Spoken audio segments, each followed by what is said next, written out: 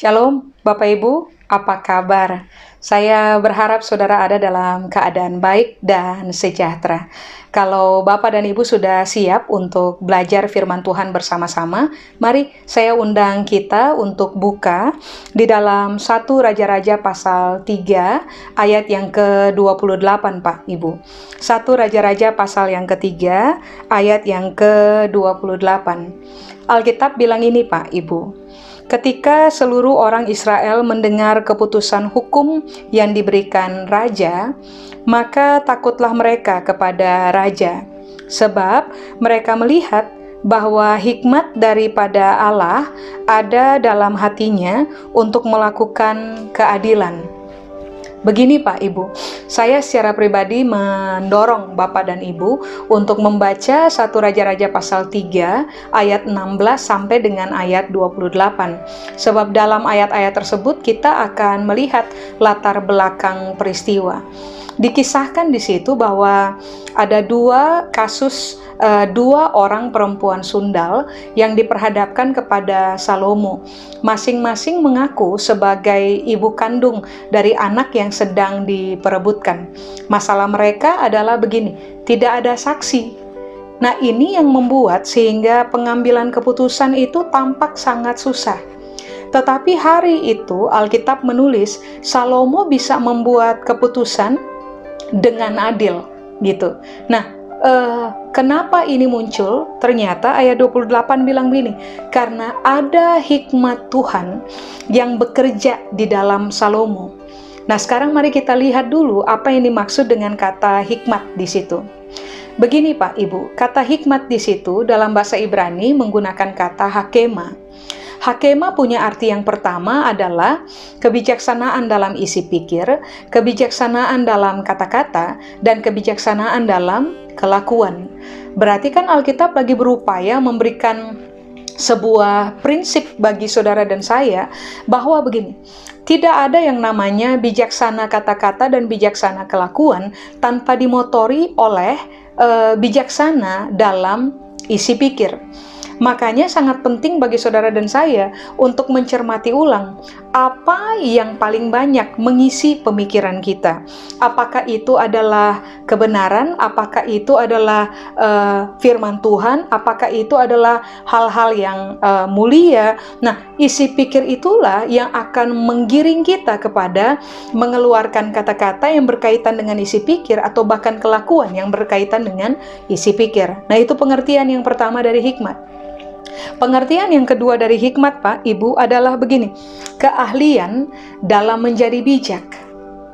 Nah, untuk menjadi orang yang ahli dalam menjadi bijak, hal ini yang Bapak dan Ibu harus soroti, bahwa untuk menjadi ahli tidak bisa terjadi tiba-tiba. Saudara dan saya bahkan nggak bisa berdoa, minta Tuhan bantu saya untuk menjadi ahli, dalam nama Yesus, amin, langsung kita jadi ahli. Nggak bisa, Pak, Ibu. Sebab ini yang kita pahami tentang hidup. Untuk bisa menjadi ahli, saudara dan saya butuh dua hal utama. Satu, belajar Pak Ibu. Dua, latihan terus-menerus sampai saudara dan saya ditemukan sebagai orang yang ahli pada bidang apapun yang kita mau menjadi ahli di situ. Nah, hikmat di situ, hakema, artinya kan adalah begini, keahlian dalam menjadi bijak. Berarti, supaya saudara dan saya menjadi bijak dan dikenal sebagai orang yang ahli di dalamnya, saudara dan saya harus belajar lebih banyak dan latihan lebih banyak untuk menjadi bijak. Amin. Dalam hidup tiap-tiap hari tentu saja, waktu kita menghadapi proses apa saja atau cerita apa saja dalam hidupnya kita. Nah, pengertian yang ketiga dari kata hikmat atau hakema adalah ini Pak Ibu, kemampuan untuk menata strategi. Bapak Ibu, kita tahu dalam realita hidup, everybody make mistakes. Semua orang bikin salah. Banyak kali ini yang kita temukan kan Pak Ibu, penyesalan demi penyesalan dalam hidup karena kita ternyata bikin salahnya banyak banget dan kita jatuh dalam hidup tuh banyak banget. Tapi dengarkan ini baik. Orang bijak adalah orang yang mahir menata strategi, Pak Ibu, punya kemampuan untuk menata strategi. Artinya kan sekarang begini, harusnya dengan kisah hidup, banyaknya kesalahan yang kita buat dalam kehidupan kita di masa lampau, menolong saudara dan saya untuk belajar, lalu memutuskan untuk begini, atur strategi supaya jangan kita bikin kesalahan yang sama. Kalau toh saudara dan saya pernah jatuh berkali-kali dalam lubang yang sama pada kisah kemarin, harusnya hari ini kita berani memutuskan untuk menata strategi, Pak Ibu, supaya jangan saudara dan saya jatuh pada lubang yang sama. Orang bijak adalah orang yang telah belajar dari pengalaman masa lampau dan berhenti melakukan kesalahan yang sama. Orang bijak adalah orang yang belajar dari pengalaman masa lampau, tata strategi, sehingga pada akhirnya akan ditemukan sebagai orang yang tidak lagi jatuh pada lubang yang sama, Pak Ibu. Cuman orang bodoh, Alkitab bilang, yang akan jatuh pada lubang yang sama dan yang akan terus-menerus hidup dalam kesalahan yang sama tanpa mampu keluar daripadanya. Mengapa? Karena ketiadaan hikmat di dalam diri mereka. Nah, menariknya ini yang Alkitab bilang, Pak Ibu, bahwa hikmat itu datang dari Tuhan. Dengan kata lain, saudara dan saya kalau mau dapatkan hikmat, jangan jauh dari Tuhan. Saudara dan saya harus memilih untuk mendekat kepada Tuhan yang adalah sumber dari hikmat itu sendiri. Kehilangan Tuhan, kehilangan hikmat. Menjauh dari Tuhan, hikmat menjauh dari kita.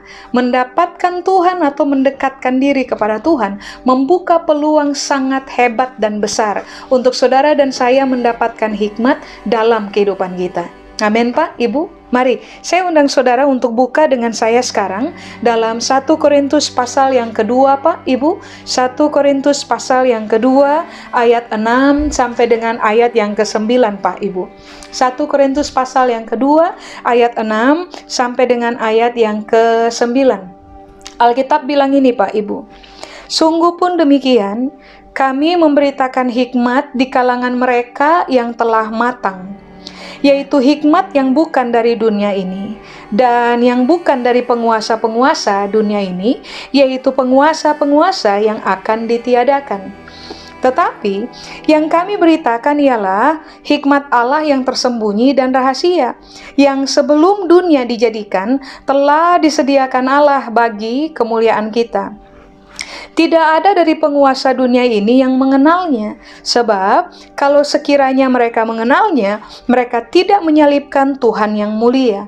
Tetapi seperti ada tertulis, apa yang tidak pernah dilihat oleh mata dan tidak pernah didengar oleh telinga dan yang tidak pernah timbul di dalam hati manusia, 2, semua yang disediakan Allah untuk mereka yang mengasihi Dia. Begini, Pak Ibu, menyoroti ayat 9.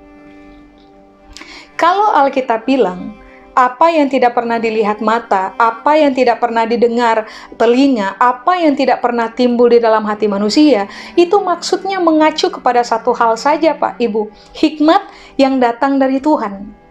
Makanya begini, semua orang yang memiliki hikmat yang datang dari Tuhan, mereka itu akan menjadi orang-orang seperti yang tadi itu Alkitab bilang. Mereka akan menjadi orang-orang yang bijak dalam isi pikir, kata-kata, kelakuan. Semakin hari berganti, semakin teruji ahli dalam kebijaksanaan. Semakin hari berganti, akan menjadi orang-orang yang semakin teruji dalam mengatur, menata strategi hidup.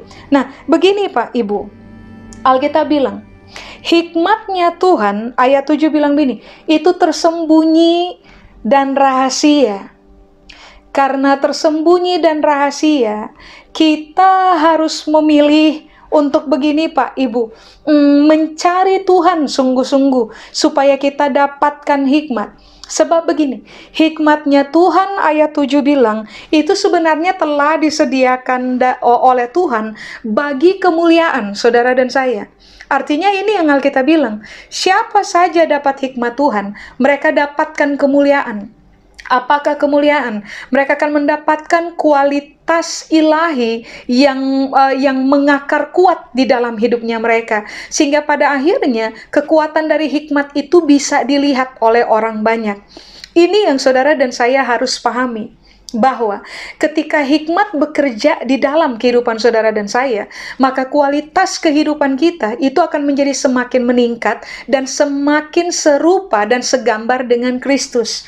Dibutuhkan hikmat Tuhan untuk menjadi orang-orang yang teruji di dalam kemuliaan. Nah, Tuhan menyediakan hikmat itu untuk saudara dan saya, supaya kemanapun kita pergi, di mana saja kita berada, dengan siapa saja kita bergaul, orang menemukan kita sebagai pribadi-pribadi yang berkualitas. Bobot dari kualitas ilahi itu menetap di dalam kita, karena kekuatan hikmat Tuhan bekerja di dalam kita. Tapi yang kedua, di ayat 9 Alkitab bilang, hikmat Allah yang gak pernah dilihat mata, hikmat Tuhan yang gak pernah didengar telinga, hikmat Tuhan yang gak pernah muncul di dalam pemikiran manusia. Ternyata begini Pak Ibu, Tuhan bukan sekedar sediakan untuk kemuliaan saudara dan saya. Tuhan ternyata menyediakannya untuk mereka yang mengasihi Tuhan. Berarti kan sekarang begini, kalau saudara dan saya mau mendapatkan hikmat dari Tuhan, begini Pak, Ibu, langkah awal, uji diri sendiri. Kita dikenal sebagai orang yang mengasihi Tuhan nggak? Puji Tuhan, dalam Yohanes pasal 14 ayat 21, Alkitab memberikan kepada kita definisi tentang mengasihi Tuhan. Mengasihi Tuhan itu sama dengan dua hal saja Pak Ibu. Saudara dan saya berpegang kepada perkataan Tuhan, berpegang kepada perintah Tuhan. Lalu yang kedua, saudara dan saya memutuskan untuk mengerjakan perkataan Tuhan atau perintah Tuhan dalam hidup kita tiap-tiap hari. Nah, itu Alkitab bilang adalah orang yang mengasihi Tuhan. Siapapun bergaul karib dengan firman Tuhan, lalu Tuhan mewahyukan kebenaran dari firman-Nya, kebenaran dari perintahnya kepada kita, lalu kita paham, lalu kita putuskan untuk menghidupinya dalam hidup tiap-tiap hari. Bapak Ibu, satu, saudara dan saya teruji sebagai orang yang mengasihi Tuhan. Dan yang kedua, you believe it or not, saudara mempercayainya atau tidak, saudara dan saya akan menjadi orang yang tambah lama akan menjadi orang yang teruji di dalam hikmat. Amin. So, untuk orang yang mengasihi Tuhan, Tuhan akan kasih hikmat Tuhan kepada kita. Nah, sekarang mari kita lihat kata hikmat punya pengertian di dalam perjanjian baru. Pada ayat-ayat yang tadi kita baca, 1 Korintus pasal 2 ayat 6 sampai 9 Pak Ibu, kata hikmat di situ dalam bahasa Yunani menggunakan kata ini, Sophia atau Sophos. Jadi kalau saudara punya nama anak Sophia, itu pengertiannya bagus banget Pak Ibu. Berarti kan anak saudara akan dikenal sebagai anak perempuan yang bijaksana. Tetapi jangan lupa Bapak dan Ibu juga harus mengarahkan ini anak supaya dia memilih untuk cinta Tuhan. Sebab kekuatan mencintai Tuhan akan membuat dia tampil mulia dalam kehidupan. Nah, mari kita belajar. Hikmat atau Sophia itu arti yang pertama adalah ini Pak Ibu, kebijaksanaan. Arti yang kedua adalah kecerdasan dan pembelajaran. Berarti ini yang Alkitab bilang, siapa cinta Tuhan, siapa cari hikmat, siapa meminta hikmat dari Tuhan yang adalah sumber hikmat, akan menjadi orang-orang yang satu, bijaksana Pak Ibu, dua, cerdas, tiga, orang-orang yang akan dikenal dengan istilah begini, pembelajar. Makanya dari sejak awal ini yang saya yakini Pak Ibu, bahwa orang-orang yang bergaul karib dengan Tuhan melalui firman-Nya, orang-orang yang latih diri untuk hidupi firman Tuhan dalam tiap-tiap hari, adalah orang-orang yang begini Pak Ibu, tidak akan pernah tinggal dalam kebodohan. Orang-orang ini akan dikenal sebagai orang-orang yang cerdas, yang kemampuan olah pikirnya akan menjadi sangat teruji gitu Pak Ibu. Kuat dalam objektivitas berpikir, cerdas. Makanya ini yang Alkitab bilang, orang harus cari hikmat. Dan hikmat itu Tuhan sediakan bagi orang yang mengasihi Dia. Nah, yang ketiga, kata hikmat atau Sophia punya pengertian yang ketiga adalah pembelajaran. Orang yang belajar, orang yang ada pada posisi sebagai pembelajar. Begini Pak Ibu, kita semua tahu ada beragam peristiwa, ada beragam proses, ada beragam cerita hidup yang saudara dan saya telah hadapi dan sedang hadapi dan akan hadapi. Nah, dalam kisah-kisah yang itu tuh Pak, Ibu, harusnya saudara dan saya dikenal sebagai orang-orang yang pembelajar dalam proses hidup. Berupaya mencari tahu hal penting apa yang bisa saya pelajari dalam proses hidup. Sebab siapa saja menjadi pembelajar dalam proses hidup, mereka akan memperoleh hikmat yang datang dari Tuhan. Amin Pak, Ibu. Jadi begini, waktu saudara dan saya menghadapi proses, jangan menjalaninya tanpa pembelajaran. Belajarlah di situ.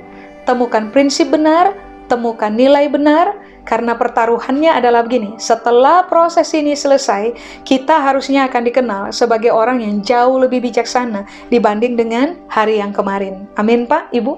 Nah, begini. Kata hikmat atau Sophia di situ, pengertian yang berikutnya adalah pengetahuan tentang hal-hal yang manusiawi dan hal-hal yang ilahi, dan pengetahuan inilah yang akan membuat saudara dan saya tajam dan berpengalaman. Ulang ya, hikmat adalah pengetahuan tentang hal-hal yang manusiawi dan pengetahuan tentang hal-hal yang ilahi. Pengetahuan inilah yang akan membuat saudara dan saya menjadi tajam dan menjadi orang yang berpengalaman dalam hidup. Makanya saya ulang, orang-orang berhikmat adalah mereka yang bijaksana, mereka yang cerdas, mereka yang adalah pembelajar, mereka juga adalah orang-orang yang sangat tajam, mereka juga adalah orang-orang yang berpengalaman Pak Ibu.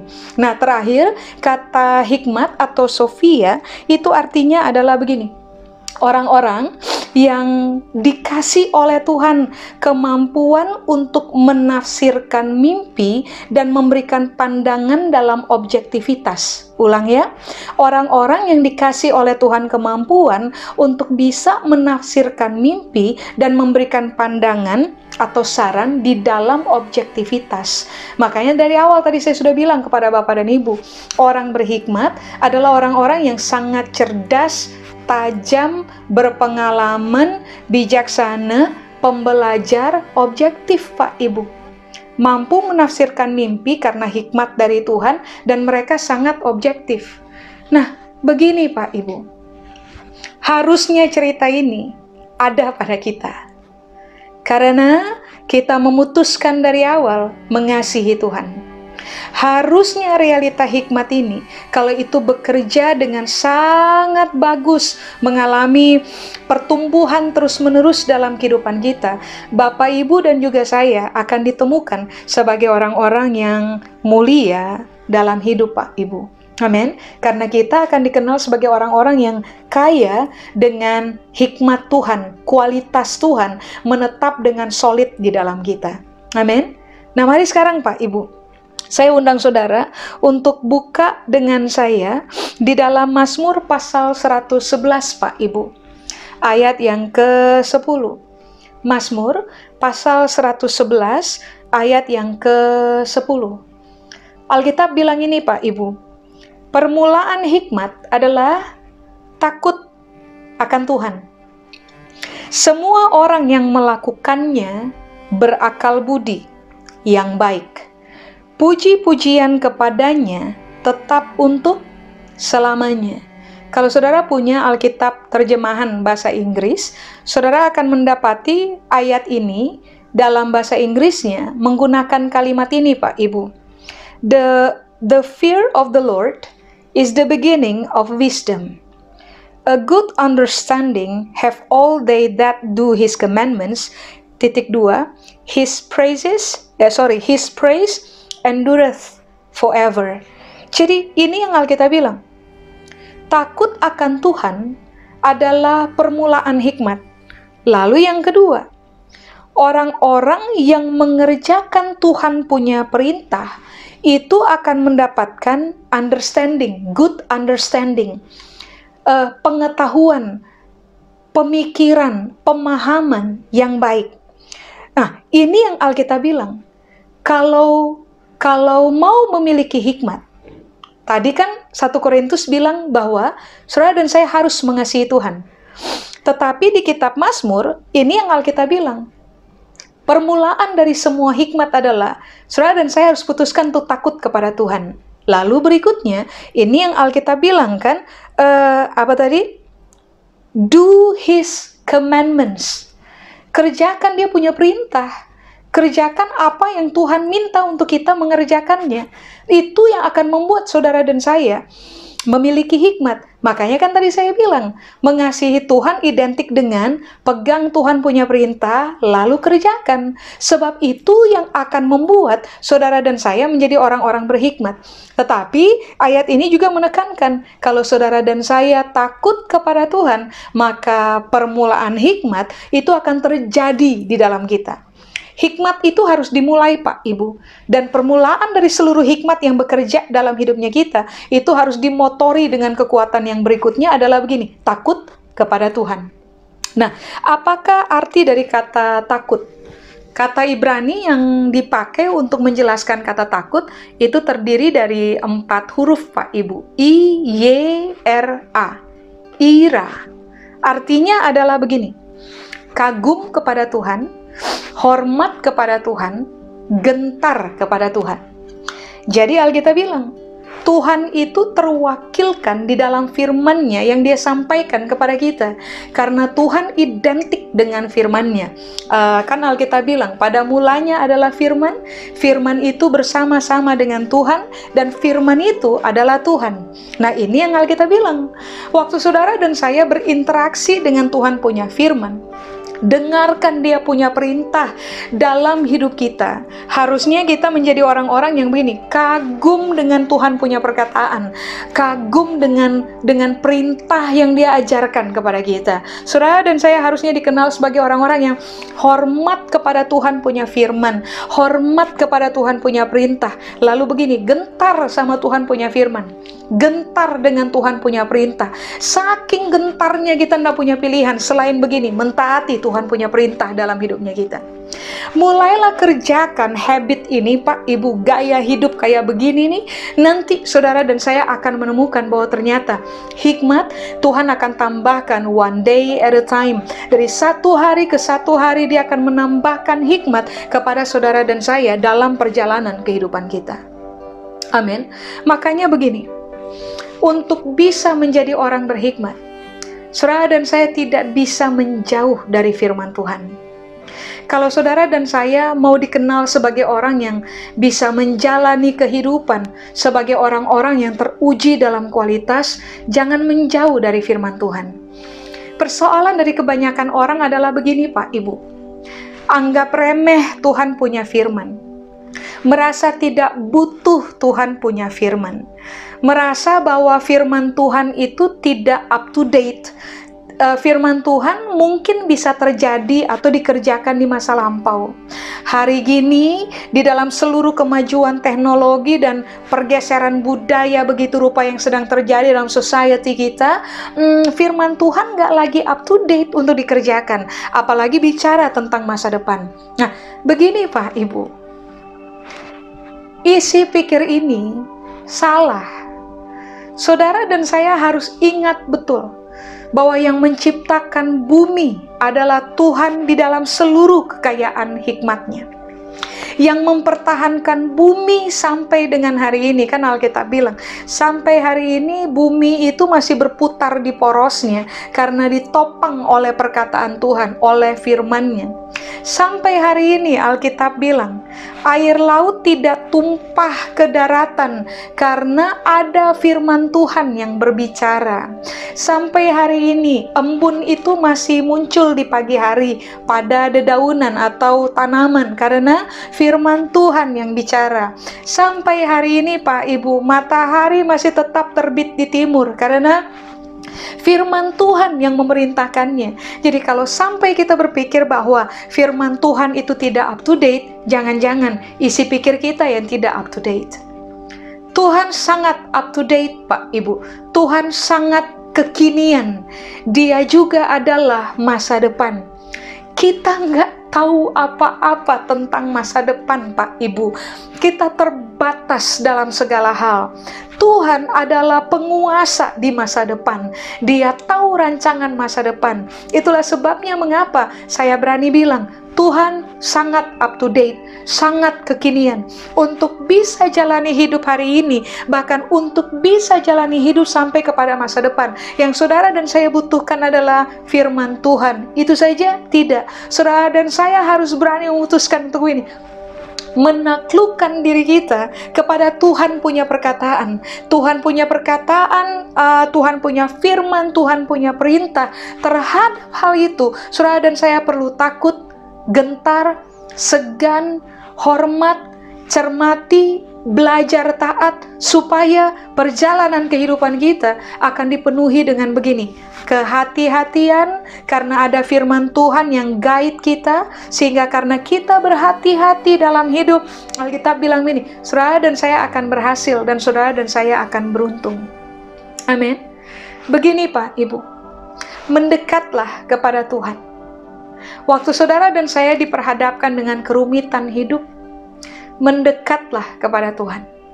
Kekuatan Tuhan di dalam firman-Nya akan menolong saudara dan saya untuk bisa berhasil mengambil keputusan dengan benar, berhasil membuat pilihan dengan benar dari satu langkah ke satu langkah.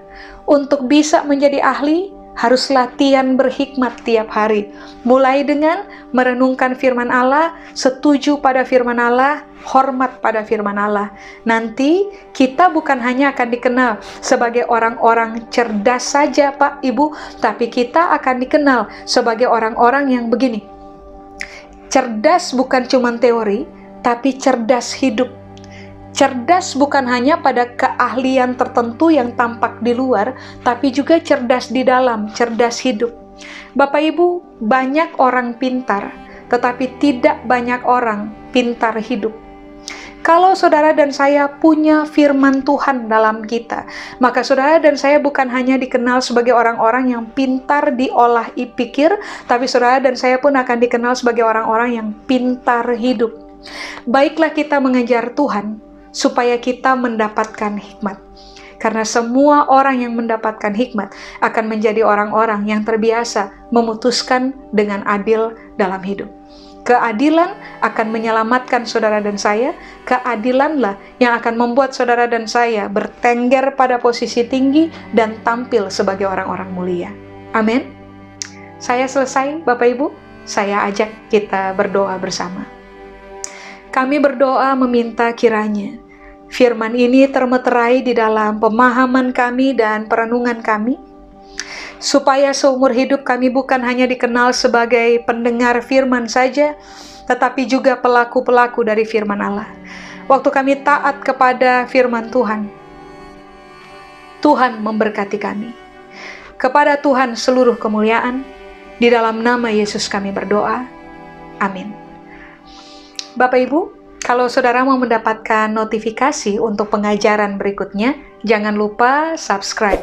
Lalu setelah itu bagikan kepada banyak orang, sebab kita mau supaya sebanyak mungkin orang belajar firman Tuhan, mengejar perubahan kehidupan, menjadi semakin teruji dalam kualitas hidup, lalu nama Tuhan dipermuliakan di dalam kita. Terima kasih, Tuhan Yesus memberkati.